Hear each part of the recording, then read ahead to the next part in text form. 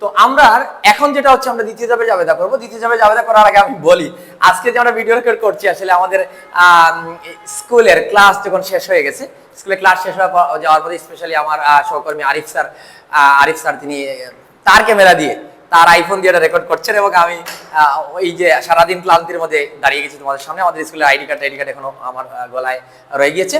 তো আমি আমার সংক্ষিপ্ত সময়ের ভিতরে চেষ্টা করবো এবং তোমাদের জন্য নিয়মিত ভিডিও করে যেতে, কারণ আমার আরিফ স্যার এবং আমার বেশ কিছু স্টুডেন্ট যাদের এত আগ্রহ যে স্যার আমরা তো উপকার পাচ্ছি সামনে থেকে, যদি সারা দেশে এটা ছড়িয়ে পড়ে তাহলে সারা দেশের শিক্ষার্থীরা উপকার পাবে। এবং আমার ইচ্ছা আছে যারা অ্যাকাউন্টিং পড়তে চায়, যদি আমার পড়ানো তাদের ভালো লাগে তাহলে ইনশাল্লাহ আমি তাদের জন্য ফ্রি পড়ানোর ইউটিউবে ব্যবস্থা করবো, যদি আমার সময় আল্লাহ দেয় এবং আমার তৌফিক দেয়, শরীর যদি আমার ভালো থাকে। তাহলে আমি এখন যেটা জাবেদার আমরা দ্বিতীয় অংশ বলছি, আমরা জাবেদাতে আমরা তিনটা ভাগে ভাগ করেছিলাম জাবেদার লেনদেনগুলোকে। এই লেনদেন না হলে কিন্তু আবার জাবেদা হবে না, এটা মাথায় রাখতে হবে। লেনদেন যদি না হয় এটার কোনো জাবেদা নেই, হিসাব বিজ্ঞানের হিসাবে এটা আসবে না। আর আমি এর লেনদেন সম্পর্কে এর আগের ভিডিওটা 1 নম্বর ভিডিওটা আমি তৈরি করে দিয়েছি, এটা হচ্ছে আমার দ্বিতীয় নম্বর ভিডিও। তো এইখানের মধ্যে আমরা যে জাবেদাকে 3 ভাগে ভাগ করেছিলাম, এটা দ্বিতীয় ভাগে যাবে, এটা হচ্ছে বাকির জাবেদা। আর আরেকটা জাবেদা ছিল আমাদের অনগদের জাবেদা। তোমরা মনে রাখবা বাকি এবং অনগদ দুইটাই একই জিনিস, কিন্তু আমরা যে হিসাব বিজ্ঞানের যে পরীক্ষার প্রশ্ন আসে, প্রশ্নের মধ্যে বাকি যেটা অনগদ একই। কখনো যদি আমাকে হিসাব বিজ্ঞান প্রশ্ন বলে যে অনগদ লেনদেনগুলো লিপিবদ্ধ করো, তাহলে আমাকে এই বাকির লেনদেনটাও লিখতে হবে। কিন্তু আমি কেন তাইলে এটাকে আলাদা করলাম? আমি আসলে এটাকে আলাদা করছি যে সহজে জাবেদা মনে রাখা যায় এবং জাবেদা সহজে মনে রাখতে পারলে জাবেদা আমার সবসময় সঠিক হবে। তো আমরা যে বাকির জাবেদা, বাকিতে আমরা কাজ করি আসলে দুইটা, একটা হচ্ছে কিনা বেচা করি, আর একটা হচ্ছে বাকিতে আমরা আয় ব্যয়ের হিসাব লিখি। তো বাকিতে আয় ব্যয় হয় আর বাকিতে কিনা বেচা হয়। এই বাকিতে কিনা বেচা এবং আয় ব্যয়ের কারণে আমি বাকিতে কিনার জন্য যে কোনো জিনিস কিনি, সেটার জন্য আমি এক ধরনের জাবেদা তোমাদেরকে লিখে দিচ্ছি, আর বাকিতে বিক্রির জন্য এক ধরনের জাবেদা, এটা যাবে দুইটা। আর একটা বাকিতে আয়ের জন্য জাবেদা, আর একটা হচ্ছে বাকিতে ব্যয়ের জন্য জাবেদা। এই টোটাল 4টা জাবেদা হবে আমার এই বাকির মধ্যে। আর আমি এর আগে 2টা জাবেদা তোমাদেরকে করে দিয়েছি নগদের জন্য। তো এবার চলো আমরা চলে যাই ক্লাসে। তো আমাদের প্রথম হচ্ছে এখানে হচ্ছে বাকির জাবেদা, আমি এটার নাম দিয়েছি বাকির জাবেদা। তোমরা আবার ভাববে না ভাববা না যে এই বাকির জাবেদা এটা আবার করতে গেল, ঠিক আছে? যে এটা আসলে বইয়ের মধ্যে অনগদ, এই যে লাস্টে যে 5টা জাবেদা আমি পড়াবো, এই 5টা এবং এগুলো বইয়ের মধ্যে হচ্ছে অনগদ, কিন্তু আমি এটাকে 2টা ভাগে ভাগ করেছি যাতে তোমরা সহজে মনে রাখতে পারো। এই আমার এই ভাগের মধ্যে হচ্ছে বাকির জাবেদাটা হচ্ছে বাকির জাবেদা। এই বাকির জাবেদা হচ্ছে 1 নম্বরে আমি বলবো যে ক্রয় বিক্রয়ের মধ্যে বাকিতে ক্রয়ের, বাকিতে কোনো কিছু কিনলে, যে কোনো কিছু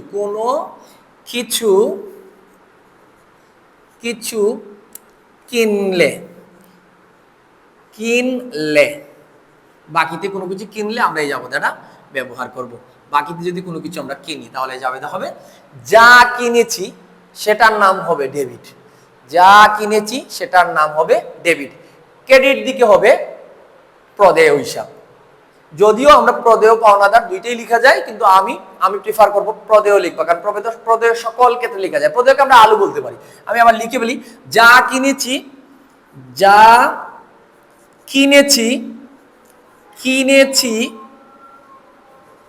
তার নাম দিয়ে আমরা একটা হিসাব দিয়ে দেবো। আমরা জানি হিসাব বিজ্ঞানে লিখতে হিসাব দেওয়া হয়, হিসাব ডেবিট। যা কিনেছি তার নাম হিসাব ডেবিট।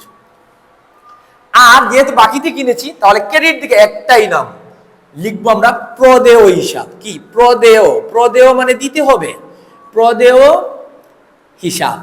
এই প্রদেয় হিসাব পুরো লিখা যায়, অথবা হয় স্বীকার দিয়ে এভাবে আমরা শেষ করতে পারি। হিসাব হবে ক্রেডিট। ওকে, প্রদেয় হিসাব ক্রেডিট। এই প্রদেয়ের পরিবর্তে আমরা পাওনাদার লিখতে পারি। পাওনাদার কিন্তু শুধুমাত্র পণ্য বাকিতে কিনলে লেখা হয়।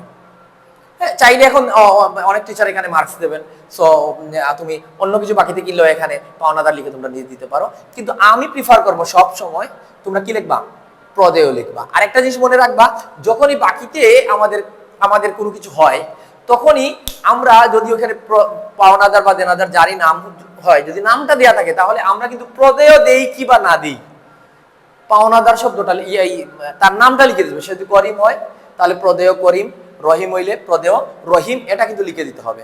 সব থেকে ভালো হচ্ছে প্রদেয় করিম, প্রদেয় রহিম লিখে দেওয়া। কিন্তু যদি সেটা মনে না থাকলে শুধু করিম শুধু রহিম লিখে দিতে হবে, কিন্তু শুধু প্রদেয় কারো নাম উল্লেখ করা থাকলে কোনো প্রদেয় হবে না। আচ্ছা, এখন বাকিতে লেনদেন আমরা কিভাবে বুঝবো? যদি কোনো কিছু কিনা এবং বিক্রি করা বাকিতে হয় তাহলে লেখা থাকতে পারে বাকিতে কিনেছি, অথবা আরেকটা শব্দ থাকতে পারে ধারে কিনেছি। যদি এই দুইটা যদি না থাকে তাহলে আরেকটা বিষয় বাকি আমাদের ইন্ডিকেট করে, সেটা হচ্ছে কারো নাম বলে দেবে যেমন রহিমের কাছ থেকে ক্রয়, রহিমের কাছ থেকে বিক্রয়। এখন ধরো আমি এখানে কি কিনেছি এই নামটা আমি যদি কয়েকটা উদাহরণ তোমাদেরকে দিয়ে দিই তাহলে মনে হয় সব থেকে ভালো হয়। যে ধরো আমি আসবাবপত্র কিনেছি, তাহলে আমি নাম দেব আসবাবপত্র হিসাব ডেবিট। কেন আমি আসবাবপত্র দেবো? এই যে যা কিনেছি তার নাম হয়ে গেল ডেবিট, সেই জন্য আমি বললাম আসবাবপত্র হিসাব ডেবিট। আমি বাকিতে কিনেছি এই জন্য প্রদেয় হিসাব, আমি এভাবে দুইটাই দিয়ে দিয়ে ভাই ক্রেডিট। ওকে, প্রদেয় হিসাব ক্রেডিট। এখন যদি আমি এটা যদি আমি করিমের কাছ থেকে কিনেছি বলাই তাহলে এটাও কিন্তু বাকি। করিমের কাছ থেকে কিনেছি, ধারে কিনেছি, বাকিতে কিনেছি, এগুলো হচ্ছে বাকি। কিন্তু নগদ শব্দ উল্লেখ করলে নগদ। কার কাছ থেকে কিনেছি সেটা বলে নাই, নগদ বাকি বলে নাই, তাইলে ওটা আবার নগদ। এটা কিন্তু কনফিউশন থেকে এটা তোমরা এটা ক্লিয়ার করে নিবা। কারণ নাম উল্লেখ করেছে, নগদ বাকি বলে নাই কিনা বেচার ক্ষেত্রে, তাহলে ওটা হয়েছে বাকি। কারণ নাম উল্লেখ করেনি কিনা বেচার ক্ষেত্রে, যে আমি নাম উল্লেখ করিনি কিন্তু নগদ বাকিও বলেনি, তখন এটা হয়ে যাবে নগদ। আর বাকি বলে দিলে তো বাকি, নগদ বলে দিলে তো নগদ, ওইটা তো আর আমার আলাদা করে বুঝতেই হবে না। এখন হচ্ছে যদি এখানে বলে যে করিমের কাছ থেকে কিনেছি, আমি শুধু প্রদেয় না লিখে প্রদেয় করিম বলবো। কি বলবো? করিম হিসাব ক্রেডিট। ওইটাকে আমি প্রদেয় না দিলেও হবে, শুধু করিম হিসাব দিলেও হবে, কিন্তু মনে রাখবা শুধু প্রদেয় কারণ নাম উল্লেখ করে দিলে, শুধু প্রদেয় দিলে কিন্তু ওইটা আর হবে না।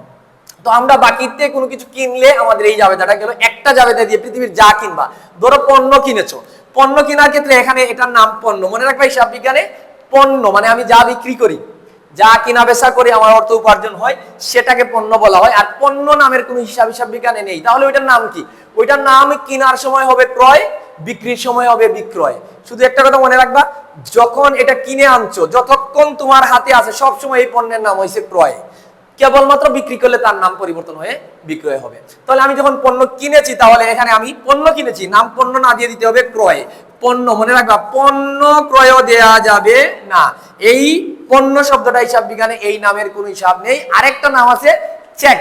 ব্যাংকের ক্ষেত্রে চেক বললে ওইটার নাম হিসাব হয়ে যাবে ব্যাংক। ওই জায়গায় আমরা ভালো করে খেয়াল রাখবো।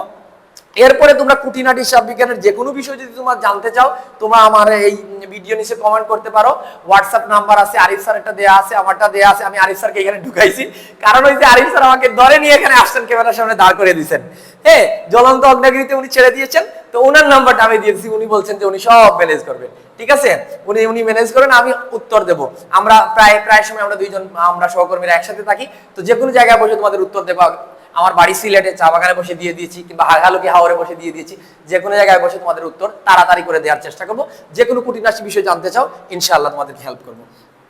এখন আমি যদি হয়, আমি পরের জাবেদাতে চলে যাই। আমি যদি 2 নম্বরে যাই, যে আমি কি করব, আমি যদি নাম্বার 2 আমার বাকিতে কোনো কিছু আমি কিনলের জায়গাটা চেঞ্জ করে দিই, বিক্রয় করলে। বাকিতে কোনো কিছু বিক্রয় করলে, বাকিতে কোনো কিছু বিক্রয় করলে যাবে দায়, তুমি অলরেডি বুঝে যাওয়ার কথা। যেহেতু বাকিতে কিনলে হইছে যা কিনছি তার নাম ডেবিট, তাহলে বাকিতে বিক্রয় করলে যা বিক্রি করছি সেটা ক্রেডিট। একদম সিম্পল জিনিস। হিসাব বিজ্ঞান আমার মনে হয় পৃথিবীতে এত সহজে কোনো সাবজেক্ট নেই যেটার মধ্যে A+ পাওয়া যাবে। হিসাব বিজ্ঞানে এত সহজে A+ পাওয়া যায়। আমার সাথে তোমরা ক্লাস করতে থাকো, শেষ পর্যন্ত তোমরা দেখতে থাকো। আমার ক্লাস সিরিয়ালি আমি রেকর্ড করে দিচ্ছি, ইউটিউবে ইনশাআল্লাহ আসবে। তোমরা দেখতে থাকো, একদম হিসাব বিজ্ঞান A to Z কমপ্লিট হয়ে যাবে। তাহলে বাকি কোনো কিছু বিক্রয় করলে যাবে দেওয়া হবে, যা বিক্রয় করেছি তার নাম যাবে ক্রেডিট দিকে। ডেবিটে কি হবে? তার কাছে যেহেতু আমি বাকিতে বিক্রি করছি, আমি তার কাছে টাকা পাবো। যার কাছে আমি টাকা পাবো তার নাম প্রাপ্য বা দেনাদার। আমি আগের ভিডিওতে ক্লিয়ার করেছি প্রাপ্য দেনাদার সম্পর্কে আমরা কিভাবে কি করি, আগে এই ভিডিওতে আমি বলেছি। তো আমরা এখানে এখন দিয়ে দেব। আর জাবেদা লিখতে সময় সবসময় মনে রাখবা, ডেবিট ক্রেডিট ব্রেইনের মধ্যে আগে নিয়ে আসবা, মাথার মধ্যে স্থির করবা যে এই নাম হবে ডেবিট আর এই নাম ক্রেডিট। তারপরে একসাথে লিখতে শুরু করবা। তোমরা অনেকেই কি করো, শুরু করো একটা নাম রেডি করে মাথায় লিখতে শুরু করো। তাই ডেবিটকে ক্রেডিটে নিয়ে যাও, ক্রেডিটকে ডেবিটে নিয়ে যাও। হিসাব বিজ্ঞানে কিন্তু তুমি লেখার সময় ডেবিটকে আগে লিখতে হবে আর ক্রেডিটকে তার পরে লিখতে হবে। তো আমি দুইটা নামই সিলেক্ট করে নিয়েছি। ধরো আমি নিয়েছি, আমি এখন লিখে দিচ্ছি যে বেসিক কি, ওইটা তোমরা শুধু নামগুলো পরিবর্তন করলেই তোমরা সকল জাবেদা হয়ে যাবে। তো আমি হলো প্রাপ্য বা প্রাপ্য অথবা দেনাদারও লেখা যায়। আমি সবসময় প্রাপ্য লিখতে প্রেফার করব। প্রাপ্য দিয়ে সব প্রাপ্য আলুর মতো সবকিছুতেই যাবে, যা কিছু তুমি করেছো, যা মানে যা বিক্রি করেছো তার সাথে তুমি প্রাপ্য লাগাই দিতে পারো। কিন্তু দেনাদার শব্দটা কিন্তু ওইটা শুধু পণ্য বিক্রির জন্য ওইটা আলাদা করা আছে। ওইটা রাজা রানীর মতো। হিসাব বিজ্ঞানে আমি বলি ক্রয় এবং বিক্রয় হিসাব বিজ্ঞানের রাজা রানী। দেনাদার হিসাব হচ্ছে ডেবিটে যাবে, আর ক্রেডিট দিকে নাম আসবে হচ্ছে যা বিক্রয় করেছি, যা বিক্রয় করেছি তার নাম, যার বিক্রয় করছি এটার হিসাব হবে ক্রেডিট। মনে রাখবা এটার হিসাব হবে ক্রেডিট। এখন আমি যদি উদাহরণে যাই, তোমরা দেখো তো উদাহরণে, আমি যদি উদাহরণে যাই তাহলে ধরো আমি কি বিক্রি করছি, সাপোজ আমি জমি বিক্রি করছি। জমিকে জমি লেখা যায় ভূমি লিখে, তো আমি জমি বিক্রয় করেছি বাকিতে। তো বাকিতে যখন বিক্রয় করেছি তাহলে জমি হবে ক্রেডিট, ভূমি হবে আমার ক্রেডিট, আর ডেবিট দিকে লিখবো আমি প্রাপ্য হিসাব। তাহলে আমি যে ভূমি বিক্রি করে আমি লিখবো প্রথমে প্রাপ্য হিসাব ডেবিট, আর ভূমি হিসাব ক্রেডিট। একদম ইজি, একদম ইজি। হ্যাঁ ঠিক আছে। আর আমি এই যেগুলা নিচে কিভাবে আমরা জানি যে আমাদের একটা ব্যাখ্যা লিখতে হয়, ব্যাখ্যা নিয়ে আমি কোন এক ফাঁকে তোমাদেরকে বলে দেবো। আমি প্রথমে যাচ্ছি তোমরা ভালো করে জাবেদাটা শিখে নাও।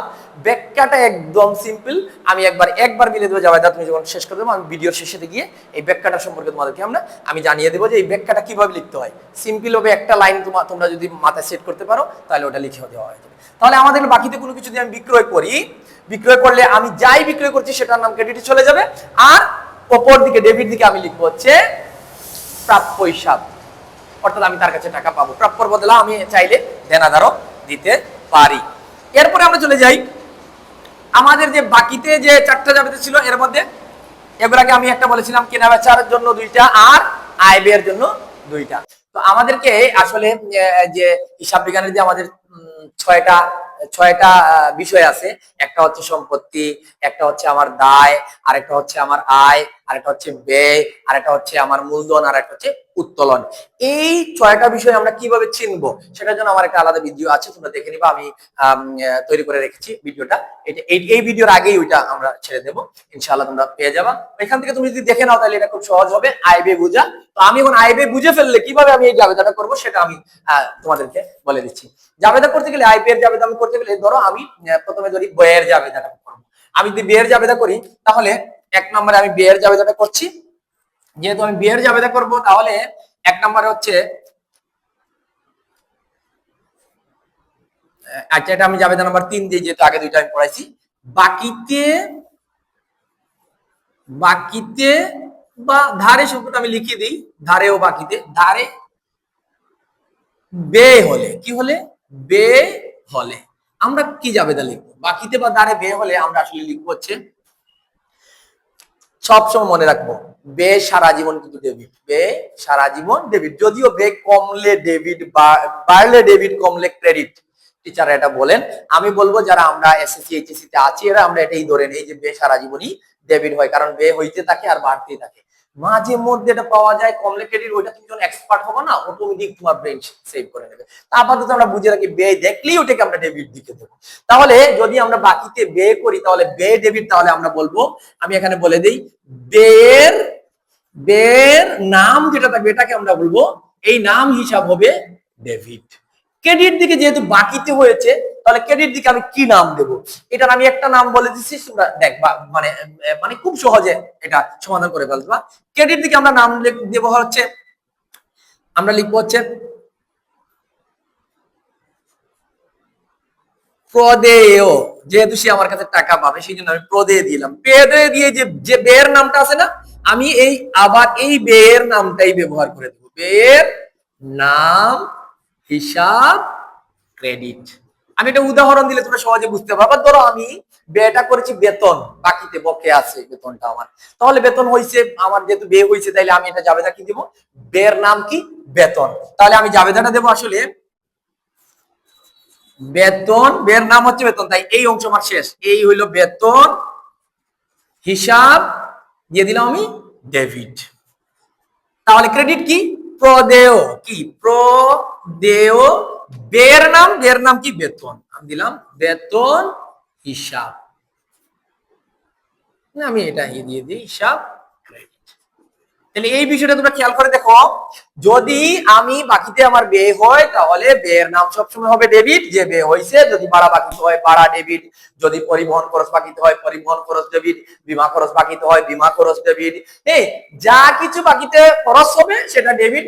ক্রয় কিন্তু একটা খরচ, কিন্তু আমি ক্রয় বিক্রয়ের জন্য আমি আলাদা যাবে তোমাদেরকে আগে দিয়ে দিচ্ছি যে বাকিতে যে কোনো কিছু কিনলে বা চাকরিতে যে কোনো কিছু বিক্রয় করলে কিভাবে নাম দিতে হয়।